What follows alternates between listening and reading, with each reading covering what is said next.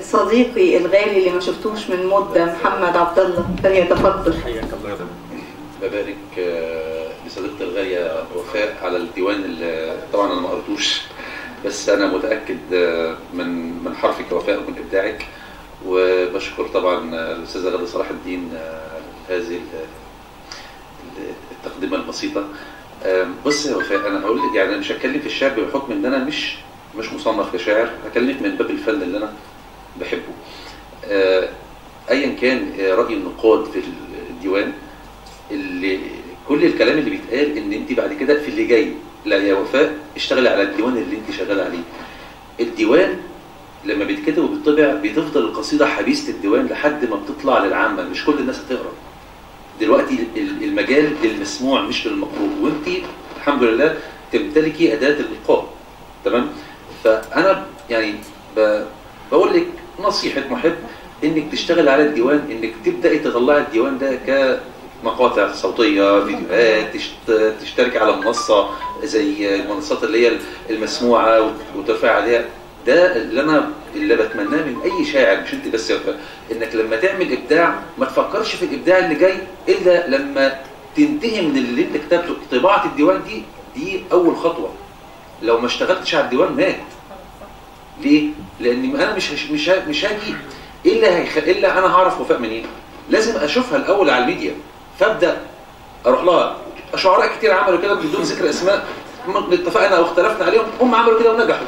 ما طبعش ديوان الا بعد ما شهر، يعني ب 10 20 سنه، ومعروفين وما شاء الله وصلوا للعالميه دلوقتي. اتفقنا واختلفنا عليهم، ده مش موضوعنا. احنا بنتكلم على ان ازاي انا اعمل ايه، يعني انا هتصرف ازاي بعد طباعه الديوان.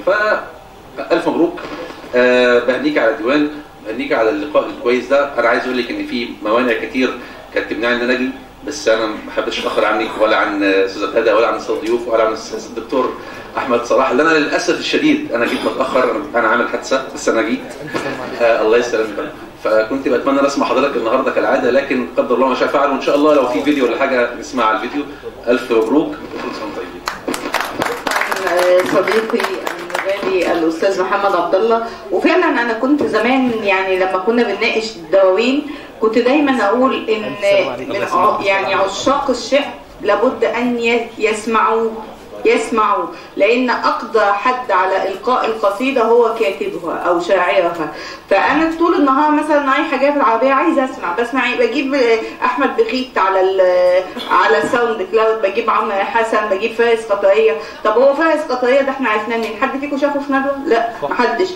لكن هو ملف فعلا كل المنصات. الفيسبوك هتفتح تلاقي فارس قطريه، عمرو حسن، هم دول اكتر اثنين استغلوا الميديا واشتهروا من خلالها. رغم ان القصائد بتاعتها زي ما قال بتاعتهم زي ما قال الدكتور احمد ما هياش القصائد المتعارف عليها، هي ممكن تكون القصيده يعني القصه او القصه القصيده زي ما بيقولوا، فيها حكي وفيها يعني فيها تفاصيل كتيره، لكنهم في النهايه نجحوا ان هم يوصلوا لاكبر قاعده من الناس. طيب انا دلوقتي يعني هقدم في مداخلتين انا عارفاهم، ولو في حد عايز يعمل مداخلات، لان انا يعني كده انا خلاص انا كل اللي انا عارفه انه عايز يعمل مداخله هقوله. فاضل اثنين. اللي عايز يقول مداخله وما قالش يقول لي. الاستاذ محمد عبد ربه الشاعر الكبير، اتفضل.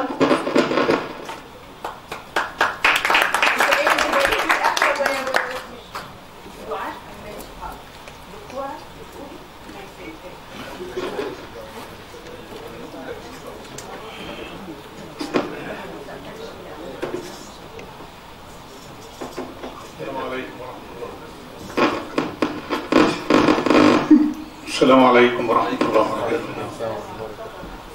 طبعا أنا سعيد جدا إن أنا قدرت أجي عشان أحضر الندوة لديوان وفاء،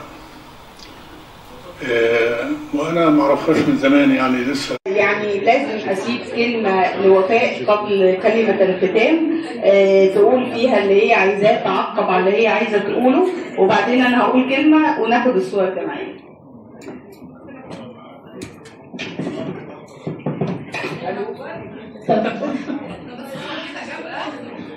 اسلام سامعه ان انا اتكلم. هي هتتكلم بقى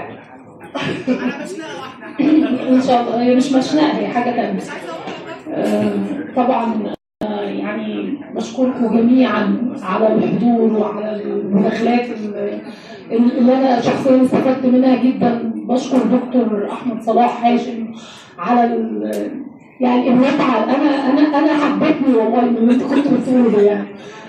وانا متشكره لكل حد تكبد جهد السفر وعناء، الناس اللي جت من الفيوم واللي جم اسكندريه واللي جاي من شبرا برضه. غير مقاطعه يعني. السبونسر مش بنت. فانا بشكر غادة صلاح الدين اهم حاجه، عشان ممكن اصلا غادة انا مش هلاقي كلام اقوله في حقها يعني. غادة اخت وصديقه واحيانا بتعاملني ان انا بنتها مش مجرد اختها بس. ابعد الله كده كويس. فربنا يديم المحبه ويديمكم نعمه في حياتي. واوعدكم ان شاء الله يبقى في حاجات هاخد بكلامكم جميعا وهتشوفوا حاجات مختلفه. مش دلوقتي. شكرا لكم جميعا على وجودكم وكل الحب ليكم. اسعد الله مساءكم. الحقيقه انا ما قريتش كامل الديوان، لكن انا عارف وفاء هي عملت معادله صعبه جدا، ان وفاء الانسانه ما انفصلتش عن وفاء المبدعه، وده حالها دايما يعني. كل مبدع بيدور على فكره او اسطوره يكتب عنها. وفاء ما بتعملش ده، وفاء هي الاسطوره، هي صنعت اسطورتها. وانا شايف دلوقتي حاله الحب اللي موجوده، ما احنا كده ما بنعرفش نكلمها. مين وفاء اصلا؟ انا بحيي وفاء وبحيي حضرتك وبحيي كل الحضور. بشكر نفسي على وجودي النهارده في وسطكم. ببارك لها وفي انتظار اصدار ال100 وال1000 لانها تستحق كده. والحقيقه مش هتكلم اي كلام اكاديمي على فنيات الديوان، لان الاساتذه يعني افاضوا وامتعونا، وخصوصا الاستاذ احمد صلاح بشكره من هنا لان انا استفدت جدا بمداخلته. ما تقول لنا قصيده من عندك. عشان انا سعيد جدا وبشكركم. لكن انا هستضيفك في ندوه تقول قصايد. ده شرف ليا يا استاذ اياد والله. وبكرر شكري ليكم وبكرر شكري ومباركتي لوفاء. كل الشكر ليكم وشكرا للاستاذ اياد. الليله الجميله اللي ما نكونش غنوه في الرحله الطويله. احنا يا مسكينه من يوم ما تنسينا، لو نروح هيجينا